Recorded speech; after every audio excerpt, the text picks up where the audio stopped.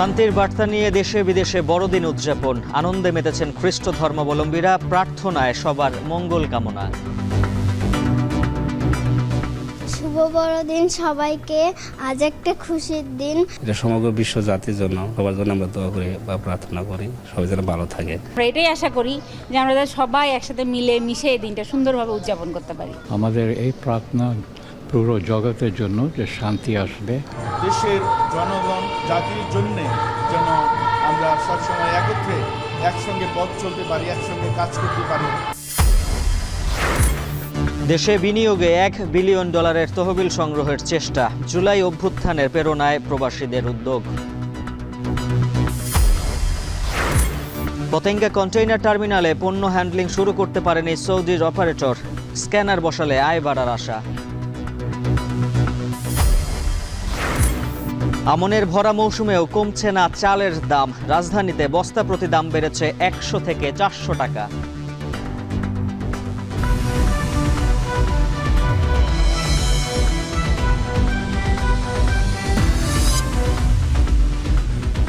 স্বাগত, এখন বাণিজ্যে। পুরো আয়োজনের সঙ্গে আছে মুজ্জুল হাফিজ।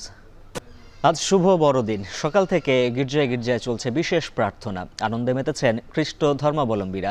বড়দিনের আনুষ্ঠানিকতার খবর জানবো সহকর্মীদের মাধ্যমে। রাজধানীর তেজগাঁও হলি রোজারিও চার্চে আছেন শম্পা বিশ্বাস, এছাড়া চট্টগ্রামের পাথরঘাটা গির্জা থেকে যুক্ত আছেন সহকর্মী হোসাইন জিয়াদ, বরিশালের ক্যাথলিক চার্চ থেকে যুক্ত আছেন ফিরদাউস সোহাগ এবং বগুড়ার খ্রিস্টান মিশন হাসপাতাল থেকে যুক্ত আছেন মাজেদুর রহমান। শুরুতেই তেজগাঁয়ের খবর জানবো সহকর্মী শম্পা বিশ্বাসের কাছ থেকে। শম্পা, জানাবেন বড়দিনের উৎসব আনন্দ কেমন দেখছেন, আর আজকে দিনব্যাপী আর কি আনুষ্ঠানিকতা রয়েছে?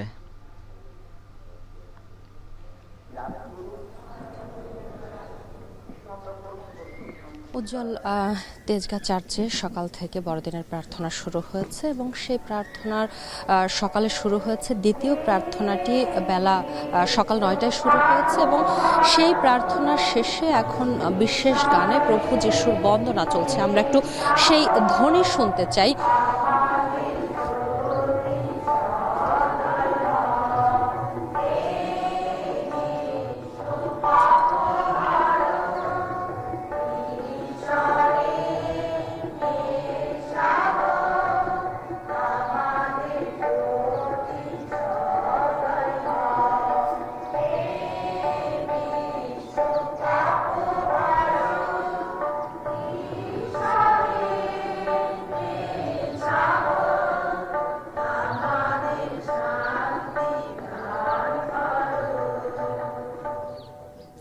আমরা শুনছিলাম যে গানের মধ্য দিয়ে প্রভু যিশুর যে বন্দনা করা হয় সেই গান কিন্তু আমরা শুনছিলাম। প্রার্থনার পরে এই বিশেষ সঙ্গীতের মধ্য দিয়ে বড়দিনের যে আনুষ্ঠানিকতা সেটি শুরু করা হয় এবং এই গানের মধ্য দিয়ে বিশ্ব এবং পরিবারের শান্তি কামনা করা হয়। মানুষ যখনই কোনো ধরনের কোনো বিপদ বা অমঙ্গলের মধ্য দিয়ে যায় তখন কিন্তু প্রভু যিশু বলেছেন যে তারা যদি সঙ্গীত বা প্রার্থনার মধ্যে থাকে তাহলে তাদের আত্মা যেমন শান্ত হয় তেমনি ওই পরিস্থিতি থেকে তারা দ্রুত উত্তরণ করতে পারে। এবং আমরা সকালে এখানে যারা এসেছেন অর্থাৎ খ্রিস্টান ধর্মাবলম্বী তাদের সঙ্গে কথা বলেছি, তারা কিন্তু প্রত্যেকেই বলেছেন দেশের যে পরিস্থিতি চলছে, বিশেষ করে রাজনৈতিক পরিস্থিতি, সেটি থেকে যেন দেশ দ্রুত উত্তরিত হতে পারে এবং সেই সাথে যারা এখানে এসেছেন তারা কিন্তু নিজেদের পরিবার পরিজনের নিরোগ মুক্তি কামনা করেছেন, নিরোগ হয় যেন তার পরিবার সেটি কামনা করেছেন, তেমনিভাবে পরিবারের সবার রোগ মুক্তিও কামনা করেছেন। একই সঙ্গে আমি একটু বলি, বড়দিনের যে বিশেষ কার্যক্রম অর্থাৎ যেটি মূল প্রার্থনা থাকে সেটি বড়দিনের সকাল থেকে শুরু হয়, কিন্তু এর যে মূল আনুষ্ঠানিকতা সেটি একদিন আগে থেকেই শুরু হয়ে যায়। অর্থাৎ ক্রিসমাস সন্ধ্যায় 24 তারিখ রাতে যে প্রার্থনাটি হয় সেটি মূলত এই ক্রিসমাসের যে মূল আনুষ্ঠানিকতা সেটি শুরুর প্রথম ধাপ এবং এই ধাপের পরেই ধীরে ধীরে বড়দিনের যে আনুষ্ঠানিকতা তার মধ্যে প্রবেশ করে খ্রিস্টান ধর্মাবলম্বীরা। আমরা সকাল থেকে দেখেছি যে সূর্যোদয়ের পরপরই খ্রিস্টান ধর্মাবলম্বী যারা আছেন তারা চার্চে সমবেত হয়েছেন। প্রত্যেকেই নতুন কাপড়, যার যার মতো করে অলংকার এবং নানান রকম তারা অলংকারে সুসজ্জিত করে নিজেদেরকে এই চার্চে এসেছেন। সবাই বাসায় নানান রকম রান্নার আয়োজন করেছেন এবং সেই সাথে তারা বলেছেন যে এখানে বিভিন্ন মানুষের সমাগম ঘটেছে এবং আমরাও বেশ কিছু মানুষের সঙ্গে কথা বলেছি যারা আসলে খ্রিস্টান ধর্মের নয়, তবে এই চার্চে এসেছেন এই বড়দিনের যে আনন্দ তাতে সামিল হতে। এই ছিল আমার কাছে রাজধানীর তেজগাঁ চার্চ থেকে বড়দিনের প্রার্থনার সবশেষ খবর। এবারে আমরা চলে যেতে চাই রাজশাহীতে, সেখানে আছেন সহকর্মী রাকিবুল হাসান।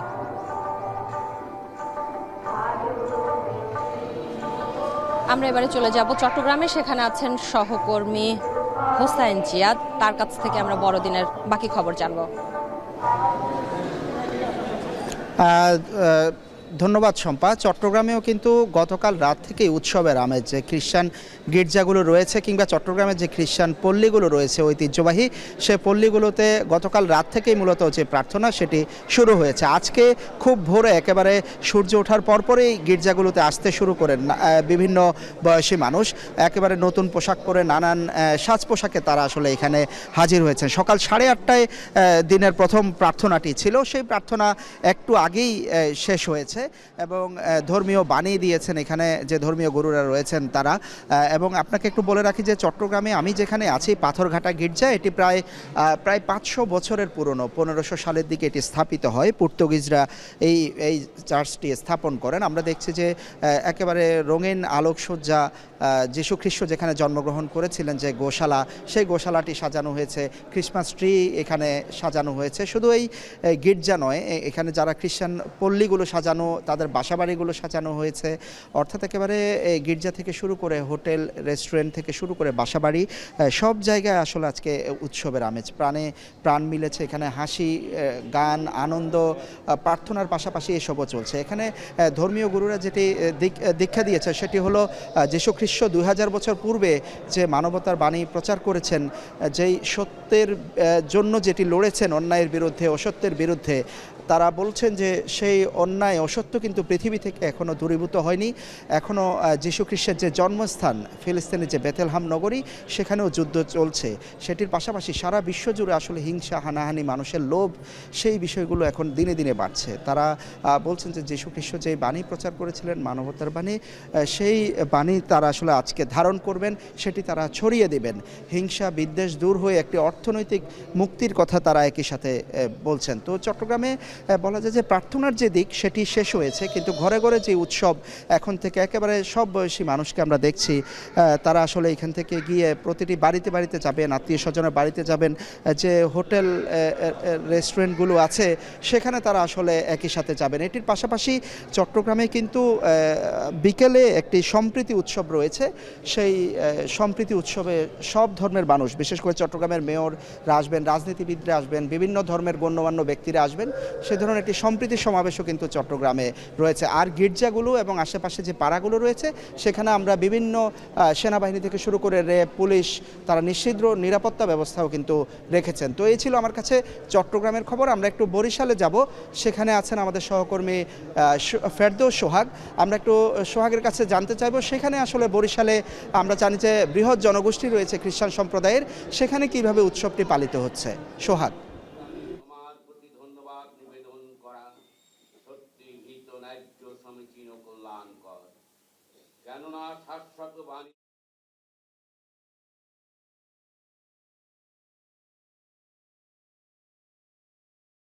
ধন্যবাদ জিয়াদ আপনাকে।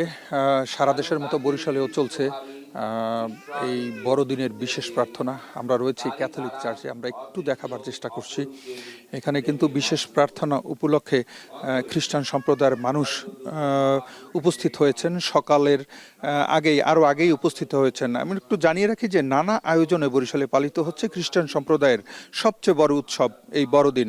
আজ বুধবার সকাল 9টায় উপলক্ষে নগরীর ক্যাথলিক চার্চে অনুষ্ঠিত হয় বিশেষ প্রার্থনা।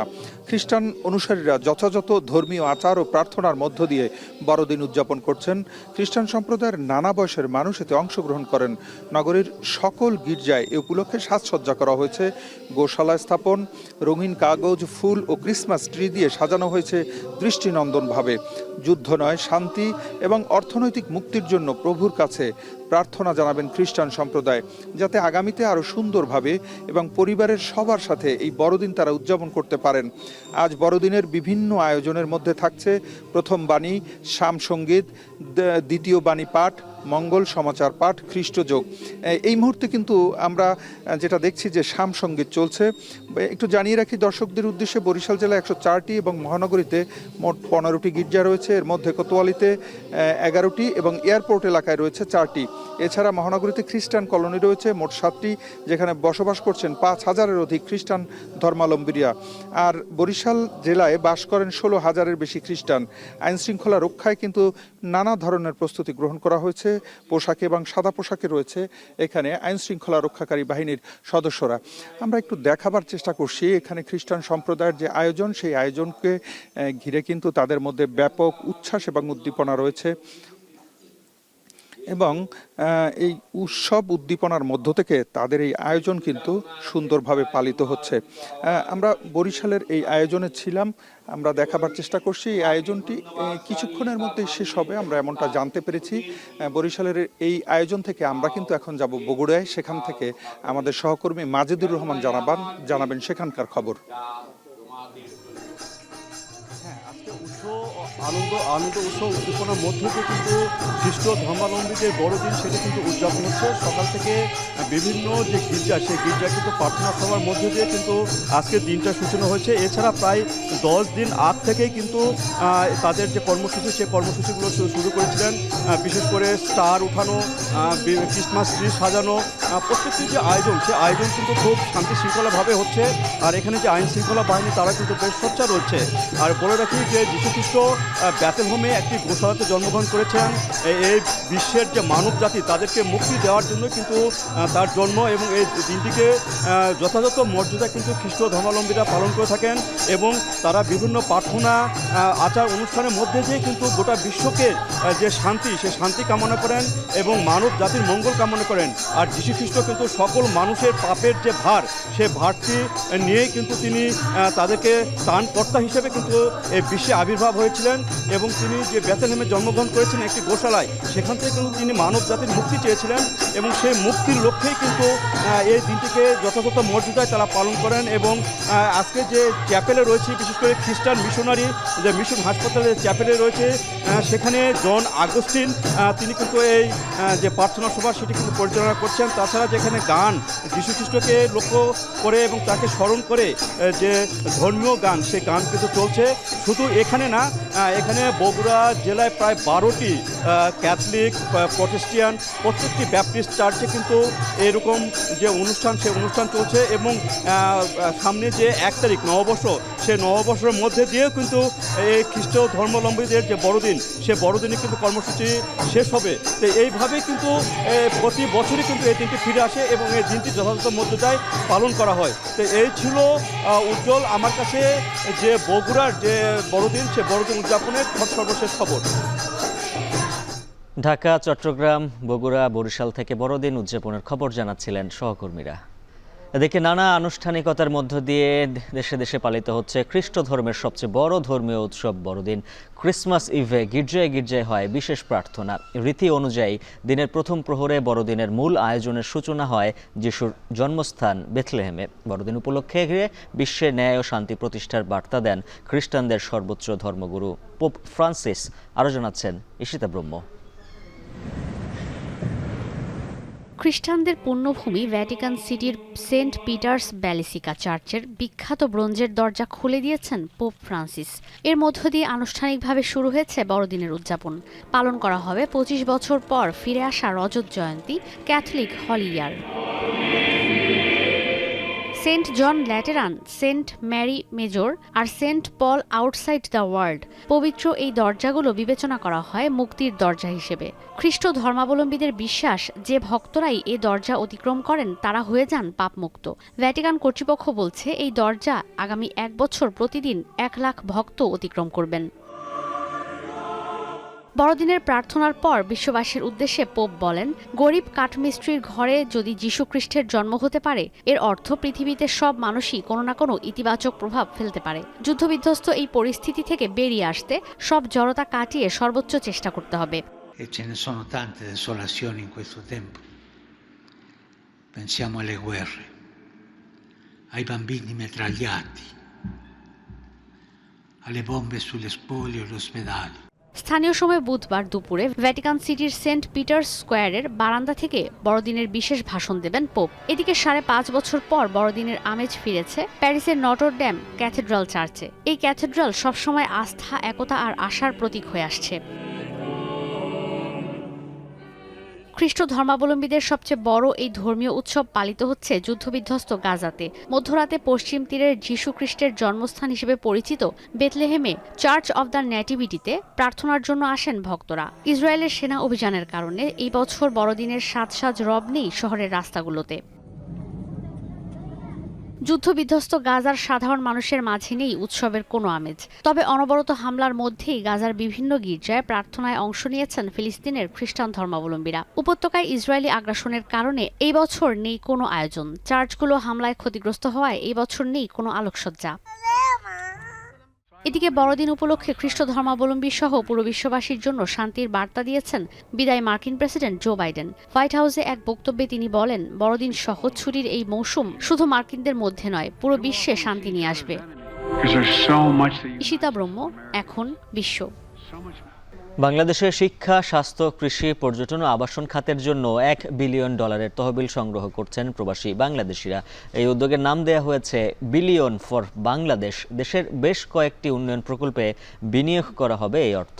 প্রবাসীরা বলছেন, জুলাই অভ্যুত্থানকে প্রেরণা হিসেবে নিয়েই এমন উদ্যোগ। আরও জানাচ্ছেন গালিব ইবনে রিয়াজ। নিজ দেশ ছেড়ে অন্য দেশে পাড়ি জমিয়েছেন এমন বাংলাদেশির সংখ্যা প্রায় 2 কোটি, যাদের পাঠানো রেমিটেন্সে সচল থাকে দেশের অর্থনীতি। জুলাই অভ্যুত্থানে রেমিটেন্স শাটডাউনের মাধ্যমে আন্দোলনে প্রবাসীদের ছিল সক্রিয় ভূমিকা। এবার আরও ভিন্নভাবে দেশের জন্য বড় কিছুর সম্ভাবনা নিয়ে আসছেন এই প্রবাসীরাই। একদিকে ডলার সংকট আর অন্যদিকে দেশের টালমাটাল অর্থনীতি। অভ্যুত্থানের পর বিদেশি বিনিয়োগে এসেছে স্থবিরতা। এমন সময় প্রবাসী বাংলাদেশিদের উদ্যোগে বাংলাদেশের জন্য $1 বিলিয়ন তহবিল সংগ্রহ করার উদ্যোগ নিয়েছে billion for Bangladesh.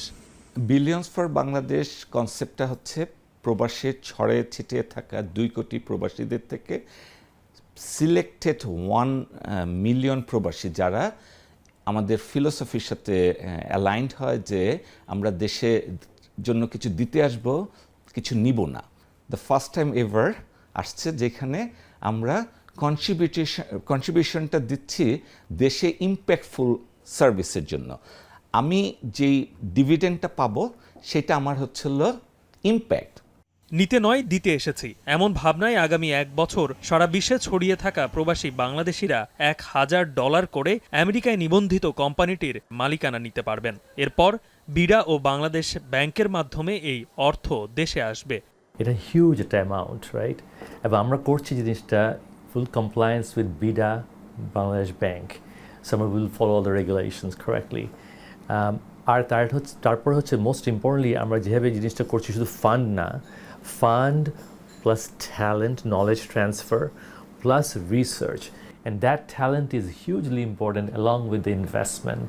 You combine the investment and the talent and the actual application of the investment. এটা যে আমরা ঠিক মতো করতে পারি, লং টার্ম বাংলাদেশের future impact is very strategic, very huge. বড় অঙ্কের এই টাকা বিনিয়োগ হবে আপাতত বেশ কয়েকটি উন্নয়ন খাতে, যেখানে গুরুত্ব পাবে প্রযুক্তি, শিক্ষা, কৃষি, স্বাস্থ্য, পর্যটন থেকে শুরু করে সম্ভাবনাময় আরও কয়েকটি খাতে। বিলিয়ন্স ফর বাংলাদেশ প্রজেক্টটাকে ক্রিটিক্যালি ইম্পর্টেন্ট বলে মনে করি, কারণ ফান্ড দিয়ে দেশের মাস ইউথ এমপ্লয়মেন্ট, এডুকেশন এবং স্বাস্থ্য খাতে বিনিয়োগ করে দেশকে এগিয়ে যাওয়ার জন্য গুরুত্বপূর্ণ ভূমিকা রাখবে। আমি একদম চেঞ্জ করে প্রধান উপদেষ্টা ডক্টর ইউনূসের 3-0 চিন্তাকে সামনে রেখে সফলতা ছুঁতে চান প্রবাসীরা। যেই সেক্টরে যাই না কেন স্কিল রিসোর্স দরকার, তার মানে আমার কিছু স্কিল রিসোর্স বানাইতেই হবে। এখন আমি এগ্রিকালচারে যাই, ম্যানুফ্যাকচারিংয়ে যাই, আর যে কোনো সেক্টরে যাই না কেন, আমরা খুঁজে বের করব কোথায় এই মুহূর্তে কোথায় কাজটা দরকার। ইনস্টেড আমি প্ল্যান করলাম যে এই 10টা সেক্টরে আমি যাব। আমরা 10টা সেক্টর আইডেন্টিফাই করছি, সেখান থেকে দেখা গেল যে লেটস সে রোবোটিক্স বা স্যাটেলাইট ইমপ্লিমেন্টেশন, এটা আমরা করতে চাই এবং এটাতে বড় ইম্প্যাক্ট আছে, সেটাও আমরা জানি। কিন্তু দেখা গেলো স্যাটেলাইট ইম্প্যাক্টটা এই মুহূর্তে দরকার নেই, কিন্তু এই মুহূর্তে একটা আমাদের ডিজাস্টার ম্যানেজমেন্টের একটা জিনিস দরকার। Why don't we do a large scale application of disaster management? Billion for বাংলাদেশের লক্ষ্য এখানেই থেমে থাকা নয়, নিজ দেশের জন্য লাখো বাংলাদেশির এমন উদ্যোগ সফলতার আলো দেখলে ভবিষ্যতে আরও বড় পদক্ষেপ নেবে বিলিয়ন ফর বাংলাদেশ। গালিব ইবনে রিয়াজ, এখন, ঢাকা। চালু হওয়ার ৬ মাসেও চট্টগ্রাম বন্দরের পতেঙ্গা কন্টেইনার টার্মিনালে আমদানি পণ্য হ্যান্ডলিং শুরু করতে পারেনি টার্মিনাল অপারেটর সৌদি আরবের red sea gateway international. 4.5 lakh একক কন্টেইনার হ্যান্ডলিংয়ের সক্ষমতা এই টার্মিনালে 7 মাসে ওঠানামা করেছে মাত্র 27,000 TEUs। এতে কাঙ্ক্ষিত মুনাফা পাচ্ছে না বন্দর, যদিও বন্দর কর্তৃপক্ষ বলছে স্ক্যানার বসলে বাড়বে কন্টেইনার হ্যান্ডলিং ও আয়। আরও জানাচ্ছেন হাজেরা শিউলি। চলতি বছরের জুনে চট্টগ্রাম বন্দরের নবনির্মিত পতেঙ্গা কন্টেনার টার্মিনালে কাজ শুরু করে প্রথম বিদেশি operator red sea gateway international. 7 মাসে মাত্র 30টি জাহাজ ভিড়েছে এই টার্মিনালে, অর্থাৎ মাসে গড়ে 4 থেকে 5টি জাহাজ ভিড়েছে। 15ই ডিসেম্বর পর্যন্ত এই টার্মিনাল থেকে 27,000 TEUs রফতানি কন্টেনার জাহাজীকরণ করা হয়, কিন্তু স্ক্যানারের অভাবে এখনো আমদানি পণ্য খালাস করা যাচ্ছে না। অন্যান্য টার্মিনালে চট্টগ্রাম বন্দর বা কাস্টমস কর্তৃপক্ষ স্ক্যানার বসালেও পিসিটিতে কে স্থাপন করবে সেটি নিয়ে জটিলতা ছিল। অবশেষে এনবিআর এর অনুমোদন পেয়ে নিজস্ব অর্থেই স্ক্যানার বসাচ্ছে আরএসজিটি। তবে এখনো পূর্ণাঙ্গ বন্ড লাইসেন্স পায়নি এই বিদেশি অপারেটর। পিসিটি এখনো আমদানি পণ্যবাহী কন্টেনার হ্যান্ডলিং করতে পারছে না এবং আমাদের তথ্য মতে পিসিটিকে সম্ভবত এখনো জাতীয় রাজস্ব বোর্ড থেকে বন্ড লাইসেন্স প্রদান করা হয়নি এবং এছাড়া আরেকটা বিষয় হচ্ছে পিসিটিতে এখনো কোনো কন্টেনার স্ক্যানার স্থাপন করা হয়নি। কর্ণফুলী নদীর মোহনা থেকে পিসিটির অবস্থান মাত্র 6 কিলোমিটার দূরে। এতে জাহাজে ভিড়তে সময় ও ব্যয় দুটোই কম লাগে। তাই পুরোদমে চালু হলে এই টার্মিনালটি পণ্য পরিবহন ব্যয় ও বন্দরের উপর চাপ কমাবে বলে আশাবাদী বন্দর ব্যবহারকারীরা। কিন্তু প্রয়োজনীয় সব যন্ত্রপাতি না আসায় এবং কাস্টমসের অনুমোদন জটিলতায় সেই সুযোগ কাজে লাগছে না। বিদেশি কোম্পানি, তাদের মডার্ন ইকুইপমেন্ট, তাদের অভিজ্ঞ অপারেটর, এটা আমাদের জন্য, আমাদের এক্সিস্টিং যারা কাজ করছে তাদের জন্য একটা প্রতিযোগিতা আসবে এবং আলটিমেট এটা আমাদের পোর্টের পারফরমেন্সকে বাড়াবে। আরএসজিটির সঙ্গে চুক্তি অনুযায়ী প্রতি কন্টেনার হ্যান্ডলিংয়ে $18 পায় চট্টগ্রাম বন্দর। এক্ষেত্রে হ্যান্ডলিং কম হওয়ায় বন্দরের আয়ও কম হচ্ছে। যদিও বন্দর কর্তৃপক্ষ বলছে স্ক্যানার বসলে আগামী ফেব্রুয়ারি থেকে আমদানি কন্টেইনারও ডেলিভারি দেওয়া হবে পিসিটি থেকে। প্রস্তুতি পর্ব শেষে তৃতীয় বছর থেকে যে পরিমাণ কন্টেনারই হ্যান্ডলিং হোক 2.5 লাখ TEUs হ্যান্ডলিং এর অর্থ দিতে হবে বন্দরকে। আগামী 1-2 মাসের মধ্যে তারা এই কাস্টমসের শর্তাদি পূরণ করে তারা ইম্পোর্ট কার্গো হ্যান্ডেল শুরু করতে পারবে। 3 বছর এদের প্রিপারেশন টাইম সেটা শেষ হলেই আমরা তাদের হ্যান্ডলিং যাই হোক না কেন আমরা 2.5 লাখ TEUs বিপরীতে আমরা আমাদের হিচ্ছাটা পাবো।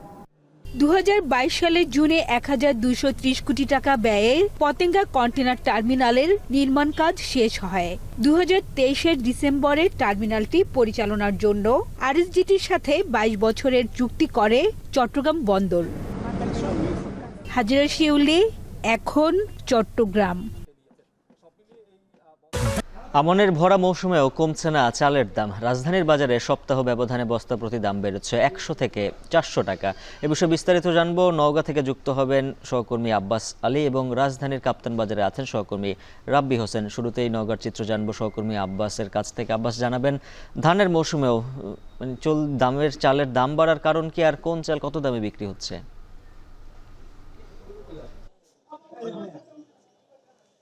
উজ্জ্বল, আপনি জানেন যে এখন আসলে আমনের ভর মৌসুম, নওগাঁয় আমনের ভর মৌসুম চলছে, কিন্তু তারপরও আসলে চালের বাজারে দাম ঊর্ধ্বগতি বলা যায় যে গত 2 সপ্তাহের ব্যবধানে পাইকারিতে 50 কেজি ওজনের বস্তার চালের দাম বেড়েছে 50 থেকে 100 টাকা পর্যন্ত। আর এর প্রভাব পড়েছে খুচরা বাজারে। সেখানে আসলে প্রতি কেজিতে চালের দাম বেড়েছে 2 থেকে 3 টাকা এবং 4 টাকা পর্যন্ত বেড়েছে। আমি এখন অবস্থান করছি নওগাঁ পৌর খুচরা চাল বাজারে। এখানে চালের দামের কথা যদি বলি, যে গত 2 সপ্তাহের ব্যবধানে কেজিতে 2-3 টাকা বেড়ে এখন বিক্রি হচ্ছে সরু যে চাল রয়েছে কাটারি ভোগ 75 থেকে 76 টাকা, জিরা চাল বিক্রি হচ্ছে 70 থেকে 71 টাকা কেজি এবং ঘি 49 চাল বিক্রি হচ্ছে 60 থেকে 62 টাকা এবং ঘি 28 চাল বিক্রি হচ্ছে 60 থেকে 65 টাকা কেজি পর্যন্ত। তবে স্বর্ণা 5 যে চাল রয়েছে সেই চালের বাজার স্থিতিশীল রয়েছে এবং বিক্রি হচ্ছে প্রকারভেদে 58 টাকা থেকে 60 টাকা পর্যন্ত। এখানকার যারা খুচরা ব্যবসায়ী রয়েছেন তারা বলছেন যে পাইকারি মোকামে যেহেতু চাল সংকট হচ্ছে, তাদের এই চাল সংকটের কারণে তাদেরকে বেশি দামে চাল কিনতে হচ্ছে এবং বেশি দামে তাদেরকে বিক্রি করতে হচ্ছে বলে তারা জানিয়েছেন এবং তারা জানিয়েছে তাদের বেচা কেনার পরিমাণ অনেকটাই কমে গেছে। তবে আমি জেলা চাল কল মালিক সমিতির নেতৃবৃন্দের সঙ্গে কথা বলেছি, তিনি জানিয়েছেন যে আমন মৌসুমের কাটামারায় শুরু থেকেই বাজারে চালের ধানের সরবরাহ কম রয়েছে, যার কারণে আসলে ধানের দাম ঊর্ধ্বগতি রয়েছে। আর এই ধানের বেশি দামে ধান কিনতে গিয়ে চাল উৎপাদন খরচ বেশি পড়ছে এবং তারা বেশি দামে আসলে বিক্রি করছেন। তিনি পরামর্শ দিয়েছেন যেহেতু বাজারে ধানের সংকট রয়েছে এবং চালের স্বল্পতা রয়েছে, যার কারণে আসলে এই এখন আসলে এই চাল মোকাবেলা করার জন্য আসলে আমদানির পরামর্শ দিয়েছেন। তবে সহসায় আসলে এই ধান চালের দাম কমছে না বলে তিনি জানিয়েছেন। তো এই ছিল আমার কাছে চালের বাজার নিয়ে সব শেষ। নওগাঁ থেকে চালের বাজারের দরদাম জানাচ্ছিলেন সহকর্মী আব্বাস আলী। এবার রাজধানীর কাপ্তান বাজার থেকে চালের বাজারের হালচাল জানাবেন সহকর্মী রাব্বি হোসেন। রাব্বি।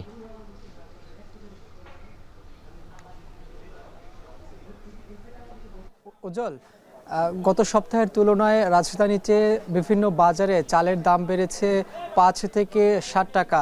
বিশেষ করে সবচেয়ে বেশি বেড়েছে মিনিকেট এবং নাজিরশাল চালের দাম।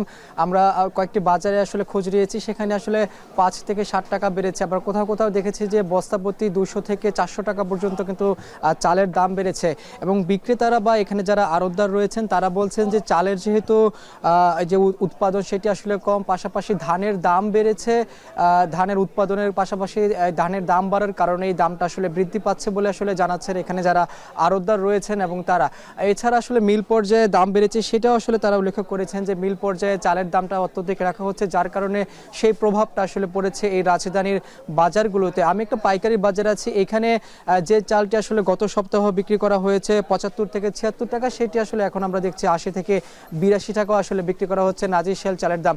সেটি আবার যখন পাড়ার বা গলির যেই দোকানগুলো রয়েছে ছোট ছোট, সেই দোকানগুলোতে যখন আবার এই চালগুলো উঠানো হয় দোকানগুলোতে, সেখানে আরও একটু বেড়ে যায়। অর্থাৎ এই পাইকারি মার্কেট থেকে রাজধানীর যেই গলি বা মহল্লার যে দোকানগুলো রয়েছে ছোট ছোট, সেখানে চালের দাম আর একটু বেশি। অর্থাৎ এখানে আমরা দেখছি যে মিশ্র একটি দামের চিত্র আমরা দেখতে পাচ্ছি। এবং এখানে যারা কয়েকজন ক্রেতার সঙ্গে আসলে কথা বলেছে তারা বলছেন যে গত সপ্তাহে থেকে আজকে তারা 5 থেকে 60 টাকা, কোথাও কোনো কোনো চাল আবার 3 টাকা 4 টাকা এইরকমভাবে আসলে এই দামগুলো বেড়েছে চালের, যার কারণে অনেকেই আসলে গত সপ্তাহের তুলনায় এই সপ্তাহে আসলে চাল যেই ক্রয় বা খরিদ করার যেই তাদের সামর্থ্য সেটা আসলে কমিয়ে দিয়েছেন। অর্থাৎ বাজারে এসে তারা যেই লিস্ট বা যেই তালিকা ধরে তারা আসলে বাজারে এসেছেন সেই তালিকা থেকে আসলে অনেকে কম বাজার করে নিয়ে যাচ্ছেন। এবং এখানে আড়তদাররা আসলে বলছেন যে মিল বা তাদের যে উৎপাদন পর্যায় থেকে বলা হচ্ছে যে সামনে আসলে চালের যেই সংকট রয়েছে বা ধানের দাম সেটি আসলে আরও বৃদ্ধি হতে পারে। এছাড়া এখানে যারা পাইকারি বিক্রেতা রয়েছেন তারা বলছেন তাদের যে আগের যে কেনা চালগুলো রয়েছে সেই চালগুলো কিছুটা কমে বিক্রি করতে পারছেন, কিন্তু নতুন যে চালগুলো তারা এখন কিনে আনছেন বা পাইকারি পর্যায়ে যারা কিনে আনছে সেই চালগুলো আসলে আরেকটু বেশি দামে বিক্রি করতে হচ্ছে, যার কারণে আমরা দেখছি যে গত সপ্তাহের কিছু চাল যেগুলো বেঁচে গিয়েছে সেই চালগুলো কিছুটা স্থিতিশীল রয়েছে। তবে নতুন করে তারা আসলে যে চালগুলো আড়তদার থেকে বা মিল পর্যায়ে যে চালগুলো কিনে এনেছেন সেই চালগুলোতে আসলে 5 থেকে 60 টাকা আসলে বেশি দামে বিক্রি করতে হচ্ছে। অর্থাৎ বস্তাপ্রতি কোথাও 100 টাকা, কোথাও 300 টাকা, আবার কোথাও আমরা 400 টাকা বেশি দাম কিন্তু দেখেছি। অর্থাৎ মহল্লার যে দোকানগুলো রয়েছে সেখানে আসলে 400 টাকার অধিক বেড়েছে প্রতি বস্তাপ্রতি। এবং এই পাইকারি মার্কেটে আসলে 200-300 টাকা করে আসলে চালের দাম বৃদ্ধি পেয়েছে, এটা আসলে আমাদেরকে জানিয়েছেন এই বিক্রেতাদের পক্ষ থেকে। এই ছিল আমার কাছে কাপ্তান বাজার থেকে সবশেষ খবর। ভোজ্য তেলের দাম বেড়ে যাওয়ায় দিন দিন জনপ্রিয় হচ্ছে সরিষা চাষ। অল্প সময়েও কম খরচে অধিক মুনাফা হওয়ায় মেহেরপুরের চাষিরা সরিষার চাষের দিকে ঝুঁকছেন। হিসেব বলছে চলতি মৌসুমে এবার জেলায় 7,000 হেক্টর জমিতে সরিষার আবাদ হয়েছে। মুজাহিদ আলমন্নার তথ্যচিত্রে থাকছে প্রতিবেদন।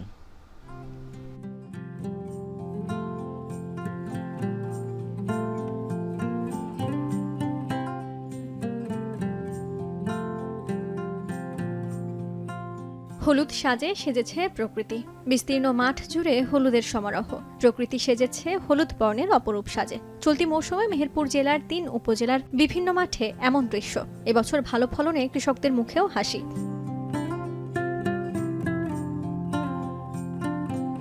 আমন ধান কাটার পর সেই জমিতে কোনো প্রকার সার বা সেচ ছাড়াই সরিষা আবাদ করা যায়। তাই ধান কেটে অনেকেই সরিষার আবাদ করছেন। মাত্র 70 থেকে 75 দিনের মধ্যে সরিষা হারভেস্ট করে ফসল ঘরে তোলা যায়। প্রতি বিঘা সরিষায় খরচ হয় মাত্র 4 থেকে 4,500 টাকা, আর প্রতি বিঘায় ফলন হয় 5 থেকে 6 মণ করে সরিষা। বর্তমানে প্রতি মণ সরিষার দাম 4,000 টাকা করে। সেই হিসেবে প্রতি বিঘায় 15 থেকে 16,000 টাকা লাভ করতে পারেন চাষিরা। দিনের দিন ভোজ্য তেলের দাম বাড়ছে। এর আগে তো একটা সাশ্রয়ের মধ্যে ছিল, কিন্তু গত 2-4-5 বছরের মধ্যে আপনার অতিরিক্ত দামের কারণে এখন আপনি যেদিকেই তাকাবেন শুধু হলুদ হলুদ সরিষা। বিঘাতে 5 মণ 4 মণ 5 মণ সরিষা হয়, তাতে 15-16,000 টাকা হয়। 3 বিঘে সরিষাতে আমার 12-13 মণ হবে। তার মধ্যে কিছু বেচবো, 6 মণ বেচবো, আর বাদ বাকি নিজের ঘর খরচ করবো, আর খোলটা আমার গরুতে খাবে। মেহেরপুর জেলা কৃষি সম্প্রসারণ অধিদপ্তরের তথ্য মতে চলতি মৌসুমে জেলার 3 উপজেলায় মোট 6,935 হেক্টর জমিতে সরিষার আবাদ করা হয়েছে। প্রতি হেক্টরে উৎপাদন লক্ষ্যমাত্রা ধরা হয়েছে 1.44 টন করে। সেই হিসেবে এবার জেলায় মোট 9,686 টন সরিষার উৎপাদন হবে। প্রতি টন সরিষার বর্তমান বাজার মূল্য 1,10,000 টাকা। চলতি মৌসুমে মেহেরপুর জেলায় 76,50,00,000 টাকার সরিষা উৎপাদনের লক্ষ্যমাত্রা ধরা হয়েছে। জাপ পোকার এখন খুব আনাগোনা হচ্ছে। এই জাপ দমনের জন্য ম্যারাথন গ্রুপের ওষুধ, কীটনাশক প্রতি লিটার পানিতে 2 মিলি হারে মিশিয়ে 10 দিন পর পর 2 বার স্প্রে করতে হবে। ভোজ্য তেলের বিকল্প হিসেবে সরিষার চাষ করতে চাষিদের উদ্বুদ্ধ করা হচ্ছে। এই চাষ আরও বাড়াতে কাজ করে যাচ্ছে জেলা কৃষি বিভাগ। নিজের তেল নিজে উৎপাদন করব, নিজের তেল নিজে খাবো, এই স্লোগান রেখে আমরা চাষিদের উদ্বুদ্ধ করতেছি। বিগত 2 বছর যাবত আমাদের সরিষা একটা মোটামুটি রেভলিউশন হয়েছে। সরিষার চাষ বাড়াতে পারলে সয়াবিনের আমদানি নির্ভরতা কমিয়ে সরিষা রপ্তানি করে বৈদেশিক মুদ্রাও আয় করা সম্ভব। এখন মেহেরপুর। 80-এর দশকেও দেশের অর্থনীতিতে বিশেষ ভূমিকা রেখে আসছিল পাট। সোনালী আঁশের ওপর নির্ভর করে গড়ে উঠেছিল বিভিন্ন শিল্প প্রতিষ্ঠান। কালের পরিবর্তনে সেই পাটের উৎপাদন ও বিপণন মুখ থুবড়ে পড়ে। এ অবস্থায় পাটের নতুন জাত উদ্ভাবন করে কৃষকের মাঝে ব্যাপক সাড়া ফেলেছে পাট গবেষণা ইনস্টিটিউট। এতে দেশের অর্থনৈতিক সক্ষমতা অর্জন হবে বলে আশা বিশেষজ্ঞদের। জসিম পারভেজের তথ্য ছবিতে থাকছে প্রতিবেদন। মাঠে দোল খাচ্ছে সবুজ পাট। দীর্ঘ 1 যুগ পর ভালো ফলন হওয়ায় হাসি ফুটেছে কলাপাড়ার পাট চাষিদের মুখে। আর এই সফলতার মূল কারিগর পাট গবেষণা ইনস্টিটিউটের একদল গবেষক, যারা উদ্ভাবন করেছেন উচ্চ ফলনশীল কেনাফ 9 ও দেশি জাতের 2 ধরনের পাট। এতে খুশি কৃষকরা।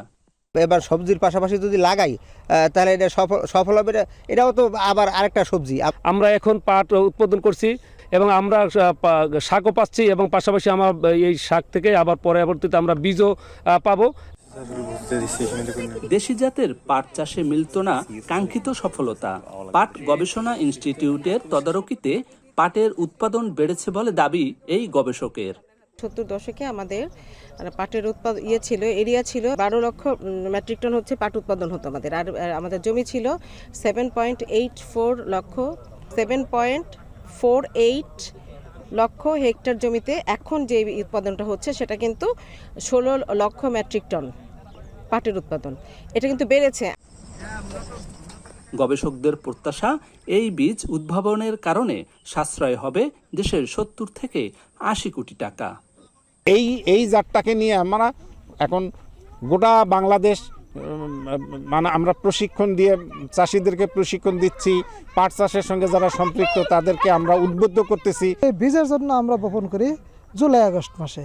এই পদ্ধতিতে আমরা যদি পাট বীজ উৎপাদন করি তাহলে বীজের পরিমাণ যেমন বেশি হয়, বীজের গুণগত মান ভালো থাকে এবং সময় লাগে প্রচলিত পদ্ধতির চেয়ে অর্ধেক। কৃষকের 1 কেজি বীজ দরকার। সে যদি 100 গাছ তার সবজি বাগানের চারিপাশে রোপণ করে দেয়, লাগিয়ে দেয়, চারা উৎপাদন করে, সে এক জায়গায় চারা করলো, চারাটা 20 দিন 25 দিন বয়স হলো বা 30 দিন বয়স হলো, তার সবজির বাগানের চারিপাশে 100 গাছ লাগে, তার 1 কেজি বীজ হবে। এইভাবে চাচ্ছি আমরা নিজের বীজ নিজে করে ভালো ফসল উৎপাদন করা যায় এবং দেশ স্বয়ংসম্পূর্ণ হবে।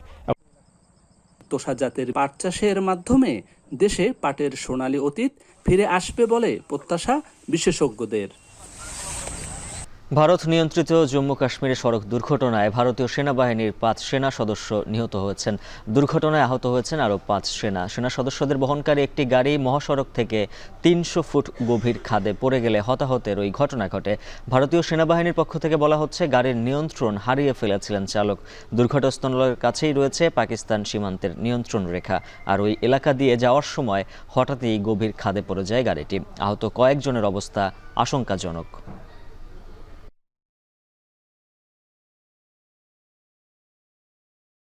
পাকিস্তানের আকস্মিক বিমান হামলায় আফগানিস্তানের পাকতিকায় 15 জন নিহত হয়েছেন।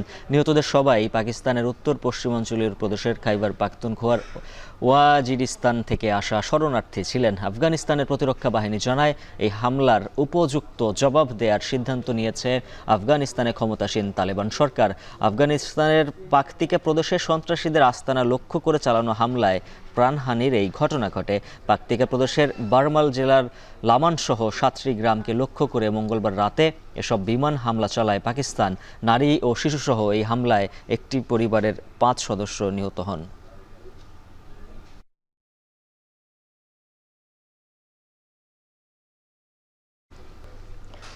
রাজধানীর আগারগাঁয়ে বঙ্গবন্ধু আন্তর্জাতিক সম্মেলন কেন্দ্রে 5 দিনের আবাসন মেলা চলছে। সেখানে আছেন সহকর্মী তাজফিহা উখরস তুবা। বিস্তারিত জানবো তার কাছ থেকে। তুবা, জানাবেন মেলায় কেমন সারা মিলছে আর কতগুলো স্টল রয়েছে?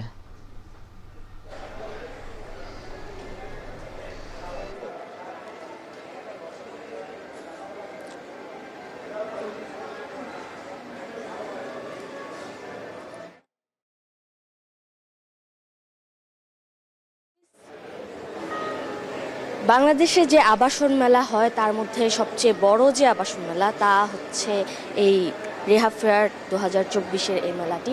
প্রতি বছরের মতো এবারও এই মেলার আয়োজন করা হয়েছে বিআইসিসি ভবন আগারগাঁওয়ে। এবং এটি কিন্তু এই বছর যেটি আয়োজনটি হচ্ছে সেটি হচ্ছে 26তম আসর। এবং আমরা হচ্ছে মেলার দর্শনার্থী এবং ক্রেতাদের সাথে কথা বলে জানতে পেরেছি যে এবার 220টি স্টল আসলে দেওয়া হয়েছে এখানে। এবং এই 20টি স্টলের মধ্যে দেশের শীর্ষস্থানীয় যে আবাসন কোম্পানিগুলো আছে কিংবা বিভিন্ন আর্থিক প্রতিষ্ঠান এবং নির্মাণ সামগ্রী সরবরাহকারী প্রতিষ্ঠানগুলো এগুলো রয়েছে।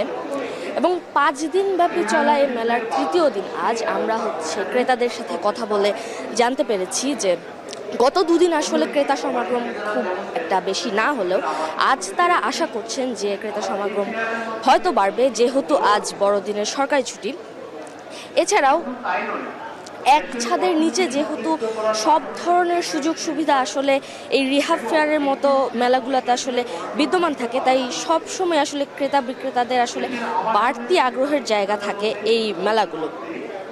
এছাড়া মেলা উপলক্ষে আসলে বিভিন্ন যে আবাসন কোম্পানিগুলো রয়েছে তারা হচ্ছে ফ্ল্যাট বুকিংয়ের উপর বিশেষ ছাড় কিন্তু দিচ্ছে। এছাড়া আমরা ক্রেতাদের সাথে আসলে কথা বলে জানতে পেরেছি যে তাদের আগ্রহ কিন্তু আসলে ছোট থেকে মাঝারি ফ্ল্যাটের দিকে আসলে একটু বেশি। এছাড়া আমরা হচ্ছে বিভিন্ন ছোট বড় ফ্ল্যাটের উপর যে হচ্ছে এই ছাড় রয়েছে সেই ব্যাপারগুলোর দিকে আমরা হচ্ছে দেখেছি এবং বেশ আসলে ছাড়ের মূল্য আসলে বেশ বেশি। এছাড়াও আসলে ক্রেতা সমাগম আসলে এখন পর্যন্ত তেমন চোখে পড়েনি, কিন্তু যেহেতু আজ ছুটির দিন সেহেতু তারা আশা করছেন যে ক্রেতা সমাগম আসলে আজ বাড়বে। নাফিস। তাজফিহা তুবা জানাচ্ছিলেন আবাসন মেলার খবর। এখন বাণিজ্য শেষ করার আগে শিরোনামগুলো জানিয়ে দিচ্ছে আরও একবার।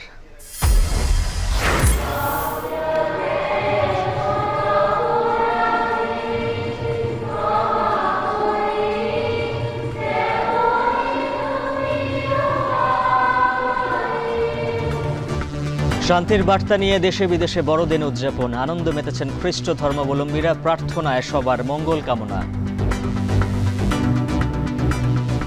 শুভ বড়দিন সবাইকে। আজ একটা খুশির দিন। এটা সমগ্র বিশ্ব জাতির জন্য, সবার জন্য আমরা দোয়া করি বা প্রার্থনা করি সবাই যেন ভালো থাকে।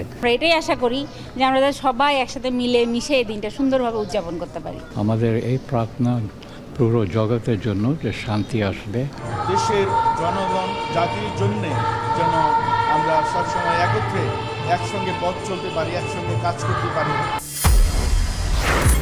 দেশে বিনিয়োগে $1 বিলিয়ন তহবিল সংগ্রহের চেষ্টা। জুলাই অভ্যুত্থানের প্রেরণায় প্রবাসীদের উদ্যোগ। পতেঙ্গা কন্টেইনার টার্মিনালে পণ্য হ্যান্ডলিং শুরু করতে পারেনি সৌদির অপারেটর। স্ক্যানার বসালে আয় বাড়ার আশা। আমনের ভরা মৌসুমেও কমছে না চালের দাম। রাজধানীতে বস্তা প্রতি দাম বেড়েছে 100 থেকে 400 টাকা।